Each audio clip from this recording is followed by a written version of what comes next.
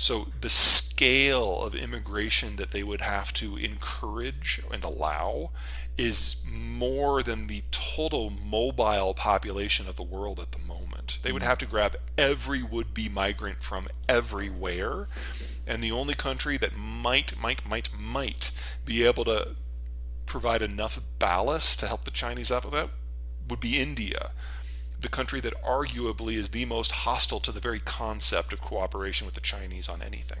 Mhm. If you had told me this or asked me this 4 years ago, I probably would have broadly agreed, but wow, times change. The Donald Trump administration, there were a lot of things about them that I was not thrilled at, but the need to rebalance the relationship with China was definitely something that needed to be done, and it's been continued under Biden.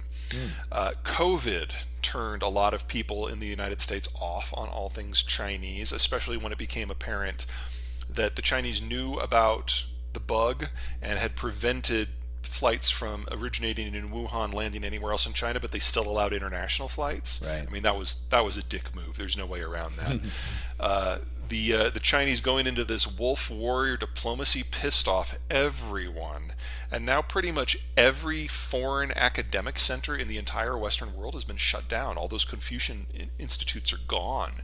So I don't mean to suggest that there's nothing residual out there, but just the mass cultural rejection of all things Chinese government related, and with the Chinese taking steps to make it much worse than it needed to be, I'm really not concerned about that anymore. I mean, there's a competition going on in Congress who can be more anti-Chinese.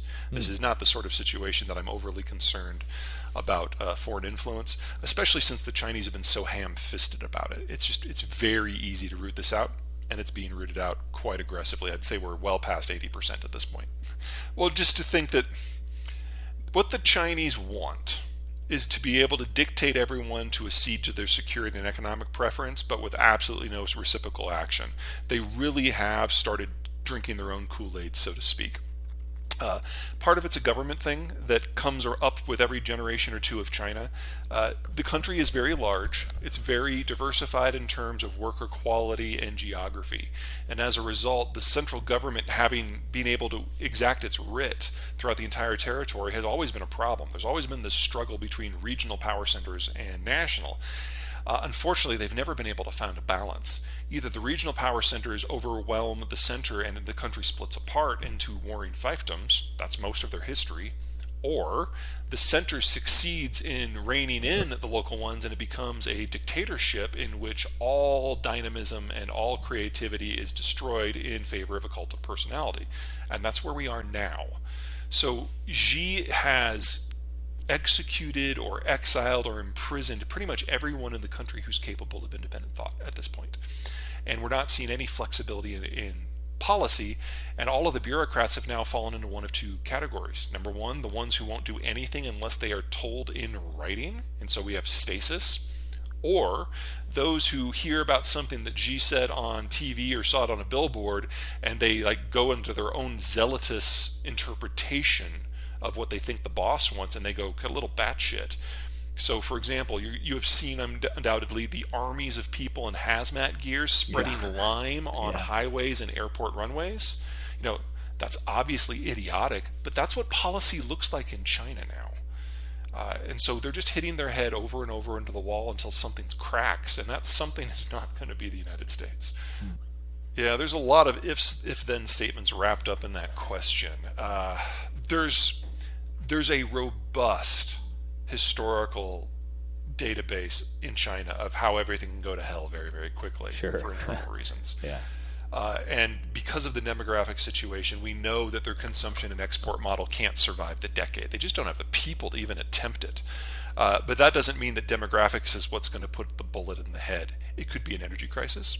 It could be a food crisis. It could be government collapse. It could be Xi slipping in the shower and falling on some bullets. You have to understand, though, is that there's no way out of this where Right. China survives. Now, an entity this large, how it dies matters, Sure. but the biggest impact we are likely to see in the Western Hemisphere is the sudden loss of manufactured goods. And that is something, while painful, that we can adapt to. The loss of, or the disruptions to energy and agricultural markets, I don't think are things that we would feel all that heavily here. We have a largely self-contained system. Well, let's start long and work to short term. So longer term, Halliburton, Schlumberger, BP, all the super majors, all the oil companies of the West have left. The Russians don't have the technical skill to operate most of their own fields, especially the further east and the further north you go. So we know long term that at least half of Russian output is going to fall off. Now, whether that's in 3 months or 3 years or 10 years, I don't know. We've never had this degree of technical divorce before. Are there not other technical workers that could fill their spot, like Chinese or Saudis that know how to get oil out of the ground? Nope. If the Chinese could do it themselves, they would be doing it already. And the Saudis rely on the West as well. Also, Saudi fields are not nearly as complicated as what's going on in Russia. Also, the Saudis don't work. They bring in foreigners to do it for them, so they wouldn't know where to begin. The best guess is over the course of the first month, output dropped by between 1 and 1.5 million barrels a day, but that has steadily been built back, and best guess is they are within arm's reach of where they started.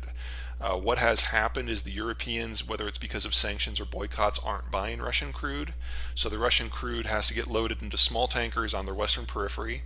There has to be a sea-to-sea transfer at some point where it gets loaded onto a larger vessel that can then make the trip to East Asia and South Asia. India is the country that is by far buying more and has almost single-handedly made up for the oil shipments that used to go to Europe. That's the debate going on within Germany right now, is how much pain can they take and how much can it be concentrated. So German industry does not work like the United States. The United States has a very diversified system, and we're relatively agnostic about where we get our various inputs, and most of our inputs do come from within the North American system or even the American system. But Germany has to import all of its raw materials that aren't coal, and natural gas specifically is the basis of the system. In Germany, they bring in the natural gas. Some is used for power, but the majority of it is used for heavy industry in order to make chemicals and plastics and industrial base materials. Those base materials are not exported. They are then used within Germany to make their heavy manufacturing and their medium manufacturing, which then they use to make their light manufacturing. So it all has the same base. And if that energy flow stops, there is no alternative. And even if the Germans succeed in bringing in stuff from elsewhere, whether it's piped gas from the North Sea or liquefied natural gas from the Western Hemisphere, it will be at a much, much higher price point. The Germans are already paying about 6 to 8 times for their natural gas now that they were at the start of the war. And so the entire German manufacturing model is already under duress and might not be economically viable. If they don't take the cheap stuff that's nearby, that can't be redirected. You have to have a pipeline for that, and that takes years. So you're looking at Russian natural gas in this environment potentially just falling off the market, in which case the Germans see prices go up by that much more. So this, even if it succeeds, you're looking at a massive hit to German industry. Now, the Russians can make it worse, and Nord Stream is where that factors in. So on the 11th of July, the Russians shut it down. They say it's going to be back after maintenance on the 22nd. We will see. But on July 17, the Russians declared force majeure on the entire pipeline. That's not a maintenance question. They're saying that, nope, we just can't meet contracts at all. What they're trying to do is pull Germany out of the NATO coalition on Ukraine. And since Germany is the home of the major logistic hubs that Americans use to get stuff further east, without Germany, there is not a war in Ukraine that we can support.